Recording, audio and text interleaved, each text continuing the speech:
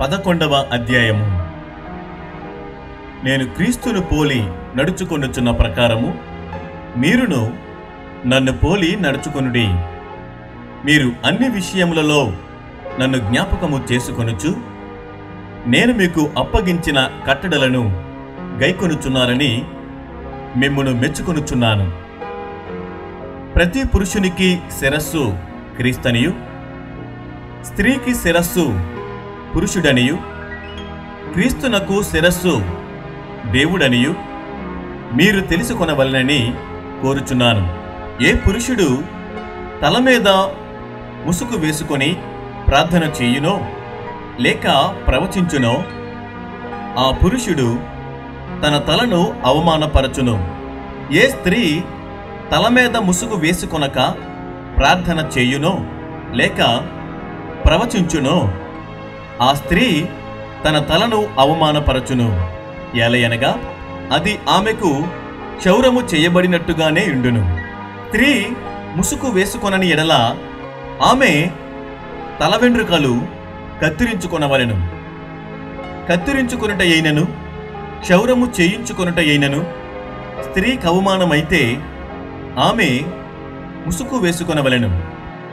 పురుషుడైతే దేవుని పోలికయు మహిమయు నయ్యున్నాడు గనుక తల మీద ముసుగు వేసుకొనకూడదు. గాని స్త్రీ పురుషుని మహిమయై ఉన్నది. ఏలయనగా స్త్రీ పురుషుని నుండి కలిగనే గాని పురుషుడు స్త్రీ నుండి కలుగలేదు. మరియు స్త్రీ పురుషుని కొరకే గాని పురుషుడు స్త్రీ కొరకు సృష్టింపబడలేదు. ఇందువలన దేవదూతలను బట్టి అధికార సూచన స్త్రీకి తల మీద ఉండవలెను. అయితే ప్రభువునందు స్త్రీకి వేరుగా పురుషుడు లేడు, పురుషునికి వేరుగా స్త్రీ లేదు. స్త్రీ పురుషుని నుండి ఎలాగూ కలిగెనో అలాగే పురుషుడు స్త్రీ మూలముగా కలిగెను. గాని సమస్తమైనవి దేవుని మూలముగా కలిగియున్నవి. మీలో మీరే యోచించుకొనుడి. స్త్రీ ముసుగు లేనిదై దేవుని ప్రార్థించుట తగునా? పురుషుడు తల వెంట్రుకలు పెంచుకొనుట అతనికి అవమానమని స్వభావ సిద్ధముగా మీకు తోచును గదా. స్త్రీకి తల వెంట్రుకలు పైట చెంగుగా ఇయ్యబడెను గనుక ఆమె తల వెంట్రుకలు పెంచుకొనుట ఆమెకు ఘనము.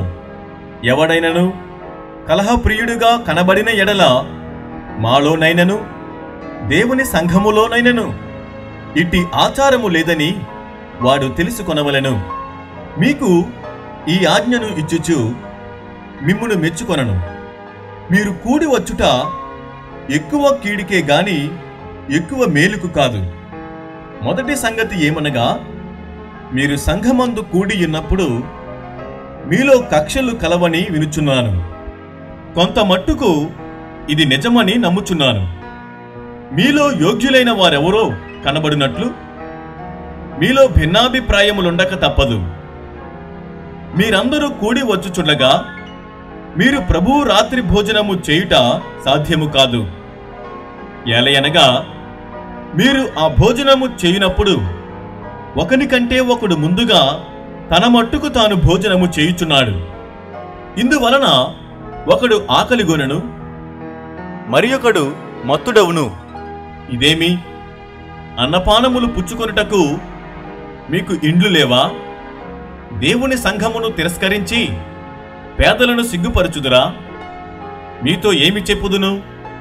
దీనిని గూర్చి మిమ్మును మెచ్చుదునా? మెచ్చను. నేను మీకు అప్పగించిన దానిని ప్రభువు వలన పొందితిని. ప్రభువు అయిన యేసు తాను అప్పగింపబడిన రాత్రి ఒక రొట్టెను ఎత్తుకొని కృతజ్ఞతాస్తుతులు చెల్లించి దానిని విరిచి, ఇది మీ కొరకైన నా శరీరము, నన్ను జ్ఞాపకము చేసుకొనుటకై దీనిని చేయుడని చెప్పెను. ఆ ప్రకారమే భోజనమైన పిమ్మట ఆయన పాత్రను ఎత్తుకొని, ఈ పాత్ర నా రక్తము వలనైన క్రొత్త నిబంధన. మీరు దీనిలోనిది త్రాగునప్పుడెల్లా నన్ను జ్ఞాపకము చేసుకొనుటకై దీనిని చేయుడని చెప్పెను. మీరు ఈ రొట్టెను తిని ఈ పాత్రలోనిది త్రాగునప్పుడెల్లా ప్రభువు వచ్చు వరకు ఆయన మరణమును ప్రచురించుదురు. కాబట్టి ఎవడు అయోగ్యముగా ప్రభువు యొక్క రొట్టెను తినునో లేక ఆయన పాత్రలోనిది త్రాగునో వాడు ప్రభువు యొక్క శరీరమును గూర్చియు రక్తమును గూర్చియు అపరాధి యగును. కాబట్టి ప్రతి మనుష్యుడు తన్ను తాను పరీక్షించుకొనవలెను. అలాగు చేసి ఆ రొట్టెను తిని ఆ పాత్రలోనిది త్రాగవలెను. ప్రభువు శరీరమని వివేచింపక తిని త్రాగువాడు తనకు శిక్షావిధి కలుగుటకే తిని త్రాగుచున్నాడు. ఇందువలననే మీలో అనేకులు బలహీనులను రోగులునై ఉన్నారు. చాలామంది నిద్రించుచున్నారు. అయితే మనలను మనమే విమర్శించుకొనిన ఎడల తీర్పు పొందకపోదుము. మనము తీర్పు పొందిన ఎడల లోకముతో పాటు మనకు శిక్షావిధి కలుగకుండినట్లు ప్రభువు చేత శిక్షింపబడుచున్నాము. కాబట్టి నా సహోదరులారా, భోజనము చేయుటకు మీరు కూడి వచ్చినప్పుడు ఒకని కొరకు ఒకడు కనిపెట్టుకొని యుండుడి. మీరు కూడి వచ్చుట శిక్షావిధికి కారణము కాకుండినట్లు ఎవడైనను ఆకలి కొనిన ఎడల తన ఇంటనే భోజనము చేయవలెను. నేను వచ్చినప్పుడు మిగిలిన సంగతులను క్రమపరతును.